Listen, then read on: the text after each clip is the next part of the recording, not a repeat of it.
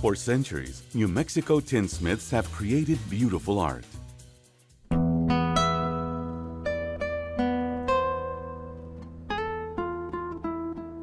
One of the aspects about New Mexican tin work that has always struck me is the honesty of the pieces.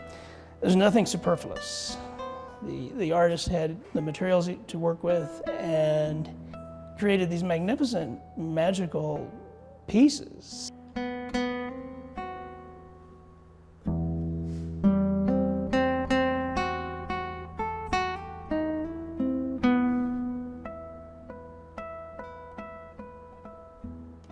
The various styles that we recognize in the pantheon of 19th century New Mexican tin work are they're limited because there were very few artists. There were probably no more than 6 artisans working in New Mexico from 1850 until 1900.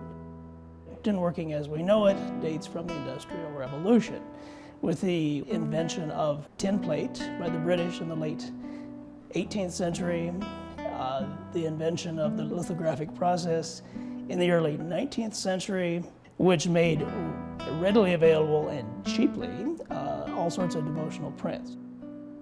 Prior to the invention of tin plate, all of these pieces were made in silver and gold.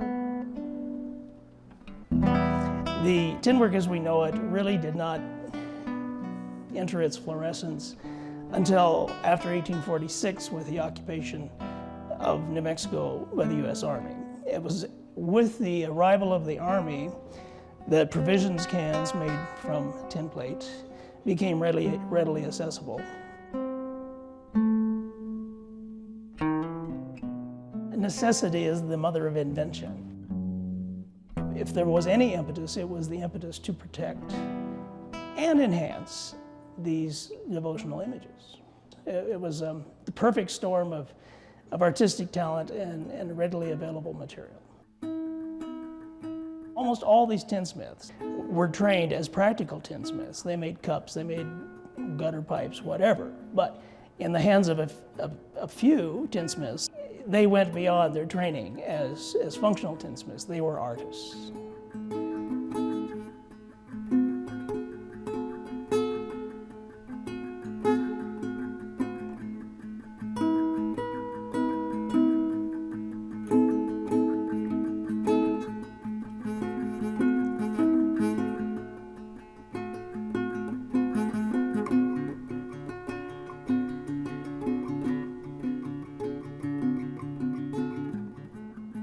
The work of Eugenio Valentin Gonzalez is very distinct.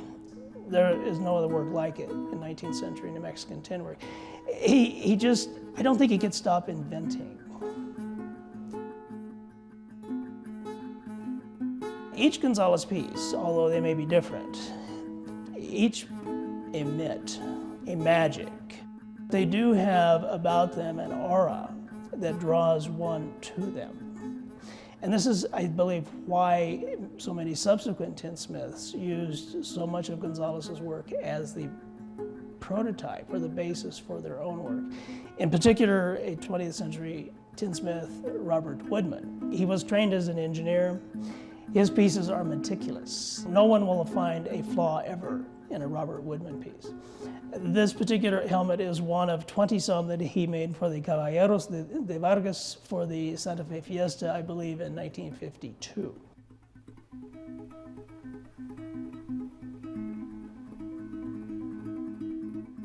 Jose Maria Apodaca and Eugenio Gonzalez were contemporaries. They both, for the most part, worked within Santa Fe County.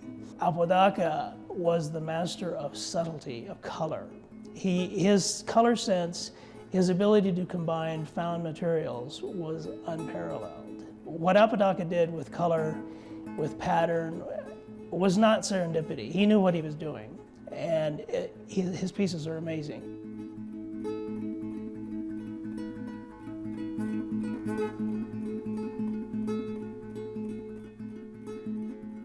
The Isleta tinsmith, who came somewhat later, he certainly was influenced by Gonzalez to a degree. The Ysleta Tinsmith's work, his forte, his brilliance was his use of reverse painted glass. And his, like Apodaca, his color sense was remarkable. It was phenomenal. He was a genius. And it is because of these painted colored panels that one can immediately identify an Ysleta piece.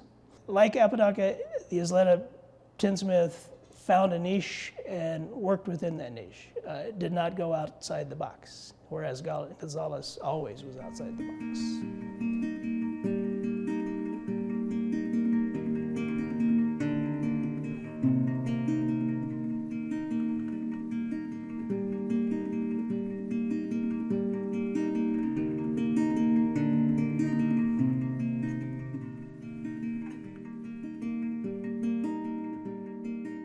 With the advent of the 20th century, everything had come to New Mexico. The railroad had come to New Mexico, automobiles were in New Mexico. Also, there was an improvement upon tin plate.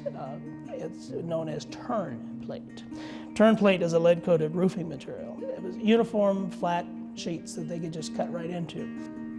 No longer were prints being embellished. Now they were making primarily frames for mirrors for people's houses. They were making light fixtures. So tinsmithing turned to a utilitarian purpose while also employing artistic devices to make them pretty.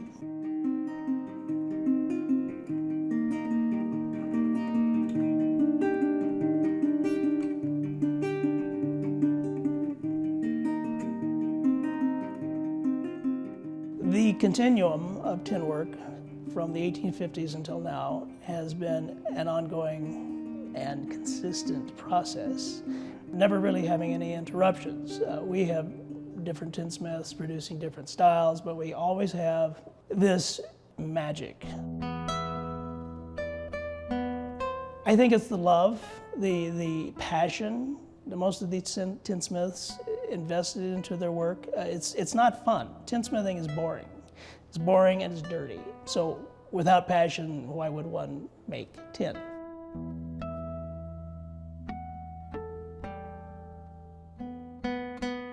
The passion continues and probably will continue as long as we have tin and we have glass.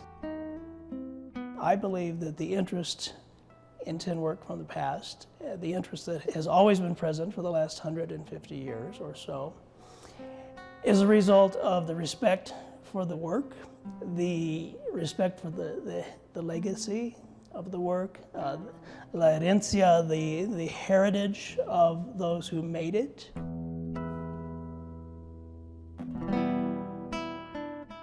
Tin work is, in a sense, one of the legacies and the heritage of New Mexico. It's la herencia, for me, is the importance of tin work yesterday and then tin work today and tin work tomorrow.